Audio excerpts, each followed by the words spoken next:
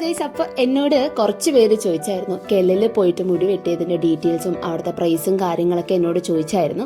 അപ്പോൾ ഞാൻ അവിടെ ആകെ എടുത്ത കുറച്ച് വീഡിയോസ് വെച്ച് ഒരു യൂട്യൂബ് വീഡിയോ ഇടാമെന്ന് വെച്ച് പ്ലാൻ ഇട്ടിട്ടുണ്ട്. അപ്പോൾ അതാണിത് കേട്ടോ.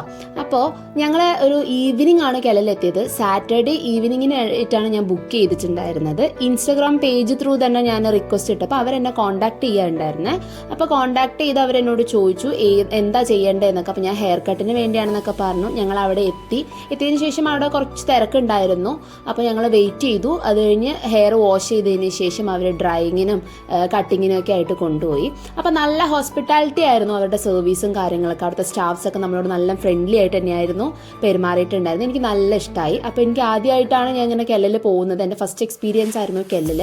വേറെയുള്ള സലൂണിനെ വെച്ച് നോക്കുമ്പോൾ എനിക്ക് കെല്ലിൽ കുറച്ചുകൂടി നോക്കി നല്ല ഫ്രണ്ട്ലി ആയിരുന്നു. അവിടുത്തെ നമ്മുടെ കസ്റ്റമേഴ്സിനോട് അവർ പെരുമാറുന്ന രീതിയൊക്കെ നല്ല അടിപൊളിയായിരുന്നു.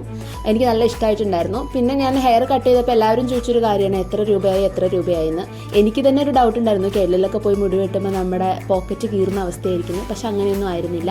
എനിക്ക് അത്യാവശ്യം എനിക്ക് താങ്ങാൻ പറ്റുന്ന പ്രൈസ് തന്നെയായിരുന്നു. ആകെ 1000 ആയിരുന്നു ആയത്.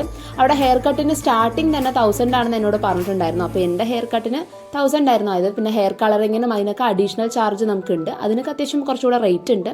അപ്പോൾ നമുക്ക് കെല്ലിലോട്ട് ഇൻസ്റ്റഗ്രാം പേജിൽ തന്നെ നമ്പറും ഉണ്ട്. അപ്പോൾ കെല്ലിലോട്ടൊന്ന് ജസ്റ്റ് നമ്മൾ റിക്വസ്റ്റ് ചെയ്ത് കഴിഞ്ഞാൽ അവർ നമുക്ക് ഡീറ്റെയിൽസും കാര്യങ്ങളൊക്കെ പറയും. അപ്പോൾ ഇതാണ് എൻ്റെ ഫൈനൽ ലുക്ക് എന്ന് പറയുന്നത്.